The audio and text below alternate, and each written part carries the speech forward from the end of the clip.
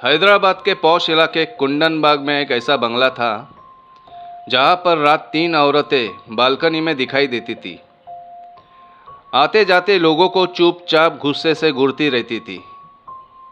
मगर क्या आप जानते हैं कि वो तीनों औरत मरी हुई थी और उनकी लाशें उस बंगले के अंदर सड़ चुकी थी। जब एक चोर उस घर में दाखिल हुआ तो ऐसा क्या देखा कि खुद पुलिस स्टेशन जाकर सरेंडर कर दिया। तो आइए मित्रों, इस रहस्यमयी बंगले की कहानी को विस्तार में जानते हैं। यह कहानी 2002 की है, लेकिन आज भी जिंदा है। साल 2002 सितंबर का महीना। हैदराबाद के पौश इलाके कुंदन बाग में एक पुराना बंगला था, बंगला नंबर 44। हर दिन लोग उस बंगले के पास से निकलते, लेकिन नज़रें हमेशा एक ही जगह टिक जाती, ऊपरी मंजिल की बालकनी पर। वहाँ 3 औरतें, एक अधेड़ उम्र की और 2 जवान लड़कियाँ, हर रात खड़ी दिखाई देती थी। सफ़ेद कपड़े, बिखरे बाल और उनकी आंखें जैसे किसी को चीर कर देख रही हो। देखते देखते कई लोगों ने वहाँ अजीब चीज़ें देखी। बालकनी की दीवार पर खून के निशान, बिना बिजली के घर में जलती टिमटिमाती रोशनी और कभी कभी डरावनी हंसी की आवाज़ें। आजू बाजू के पड़ोसियों का कहना है कि वे किसी से मिलती जुलती नहीं, शायद वे किसी सदमे में होगी, इसलिए उनके पास कोई आता जाता नहीं। वो तीनों कभी घर से बाहर नहीं निकलते और किसी से बात नहीं करते, पर कोई भी उनसे संपर्क करने की कोशिश नहीं करता। न कोई मेहमान, न पोस्टमैन, न दूध वाला। बस उनकी आंखें हर आने जाने वाले को घूरती रहती थी, जैसे उनकी नज़र किसी गहरी नफरत से भरी हुई है। 2002 सितंबर का महीना, रात के 2 बजे। एक छोटा मोटा चोर जो पास की झुग्गियों में रहता था, उस बंगले को देखकर लालच में आ गया। बंगला 2 मंजिला था। इतना बड़ा बंगला, कोई आता जाता नहीं, कोई तो होगा नहीं घर में, माल बहुत होगा। ऐसा सोचकर वो चोर पिछली दीवार कूदकर खिड़की के रास्ते से बंगले के अंदर जाता है। पूरा घर अंधेरे में डूबा हुआ था, मगर हवा में सड़ने की बदबू थी। जैसे ही वो अंदर घुसा, दीवारों पर अजीब चित्र, खून के डब्बे और हर कमरे में बिखरी हुई पूजा की थालियाँ थी, मगर सब सड़ी गली। धीरे धीरे सीढ़ियाँ चढ़ते हुए वो ऊपर जाता है। लूट मार के चक्कर में चलते चलते एक बेडरूम के कमरे तक जाता है और उस कमरे का दरवाज़ा खोलता है। जैसे ही वो कमरे के अंदर जाता है, उसकी चीखें सांसों के अंदर ही घुट जाती है। वो देखता है बिस्तर पर 3 सड़ चुकी लाशें पड़ी थी।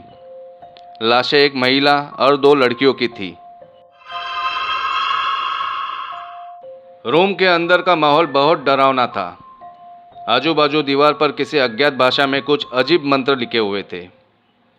एक दिया अब भी हवा के बिना झपकता हुआ जल रहा था, और तभी तीनों लाशों की आंखें खुल गई। चोर कांप गया और डर के मारे खिड़की से छलांग लगाकर भागता हुआ सीधा पुलिस स्टेशन पहुंच जाता है और पुलिस से कहता है, मैं कुंदन बाग की कोठी में गया था चोरी करने के लिए, और वहां पर मैंने 3 लाशें देखी। वो जिंदा नहीं थी, लेकिन मुझे घूर रही थी। ये बात सुनकर पुलिस तो पहले हैरान हो जाती है, फिर उसे दबोचती है, क्योंकि पुलिस को लगता है कि चोरी करते वक्त इसी ने ही उनका कत्ल किया होगा। फिर पुलिस की एक टीम उस चोर को लेकर कुंदन बाग की उस कोठी में पहुंच जाती है। पहले तो पुलिस उस कोठी के अंदर दाखिल हो जाती है। कोठी का नज़ारा देखकर पुलिस के भी होश उड़ जाते हैं, क्योंकि वो देखते हैं कि वो तीनों शव वहाँ मौजूद थे, बुरी तरह से सड़े हुए, और कोठी की हालत इस कदर थी कि सब सामान बिखरे हुए थे। कहीं काला जादू की किताबें, तो कहीं तंत्र मंत्र के सामान पड़े हुए थे। पुलिस उन लाशों को पोस्टमार्टम के लिए भेज देती है और चोर को अपनी गिरफ्त में लेती है। चोर उनके सामने गिड़गिड़ाता है कि उसने इनका कत्ल नहीं किया, लेकिन पुलिस इसकी बातों पर यकीन नहीं करते और उसे पुलिस स्टेशन ले जाते हैं। पुलिस इस मामले की जांच कर ही रहे थे कि उन्हें पोस्टमार्टम की रिपोर्ट आती है। रिपोर्ट के अनुसार इन तीनों के मौत को कम से कम 3 महीने बीत चुके थे। यानी सितंबर का महीना है तो जून में इनका कत्ल हुआ था। तब पुलिस को यकीन होता है कि वो चोर झूठ नहीं बोल रहा था, इसलिए उसे इस मामले में बरी करती है। लेकिन पुलिस के सामने सवाल खड़ा था कि तीनों की मौत कैसे हुई। पुलिस इस बात को लेके अब फिर से इंक्वायरी करते हुए उस कोठी में जाते हैं।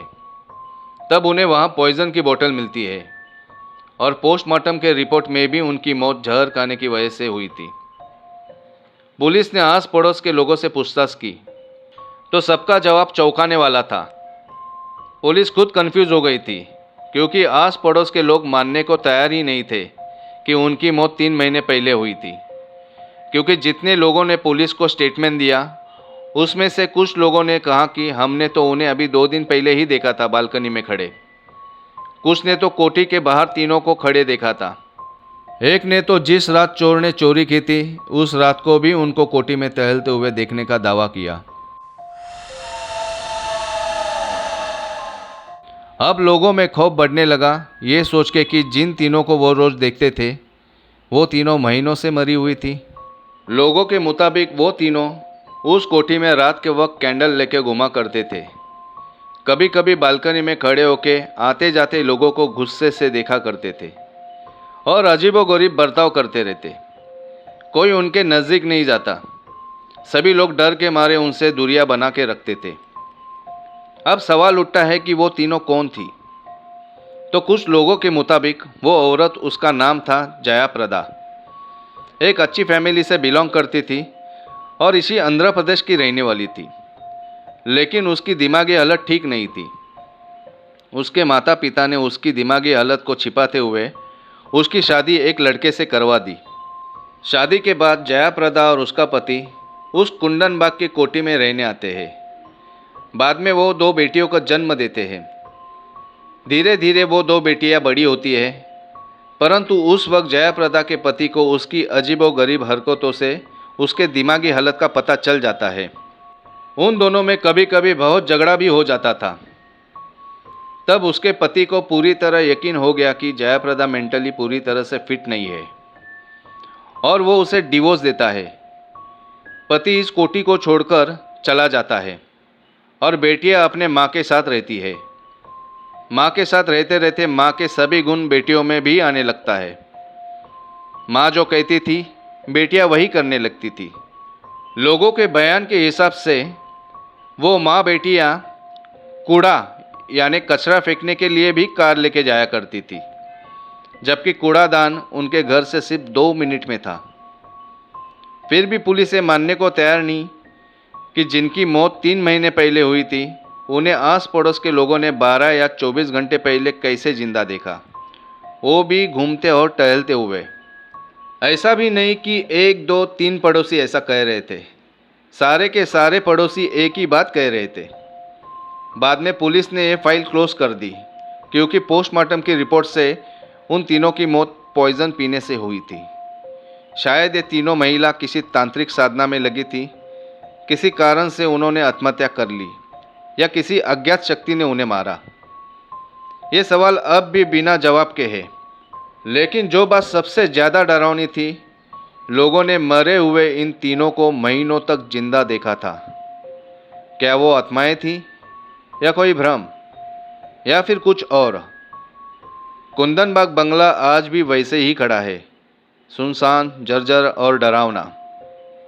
लोग कहते हैं रात को अगर किसी की नज़र उस बालकनी की तरफ चली जाए तो आज भी वो 3 साए वहाँ खड़े दिखते हैं और बिना पलक झपकाए हर एक इंसान को घूरती है जो वहाँ से गुजरता है। कई लोग आज भी उस घर के सामने से नहीं गुजरते। जो गुजरते हैं वो महसूस करते हैं 3 जोड़ी आंखें अब भी उन्हें देख रही है। कई ड्राइवर आज भी वहाँ से निकलते वक्त रात को गाड़ी की स्पीड बढ़ा देते हैं। कई लोगों को ऐसा लगा जैसा कोई अदृश्य चीज़ उनकी तरफ बढ़ रही है और कुछ आज तक उस रास्ते से नहीं जाते। तो अगली बार जब आप हैदराबाद के कुंदनबाग से गुजरे, बालकनी की तरफ मत देखना, क्योंकि कोई आपको देख रहा होगा। अगर आपको ये डरावनी कहानी पसंद आई हो तो चैनल को लाइक, सब्सक्राइब और कमेंट ज़रूर करें और बेल आइकन को क्लिक करना ना भूलें, क्योंकि आपको अगली कहानी के अपडेट्स मिलते रहे। अगली कहानी और भी खौफनाक होने वाली है। तो आगे मिलते हैं ऐसे ही खौफनाक कहानी में। तब तक डर कभी ख़त्म ना हो। Good bye, take care.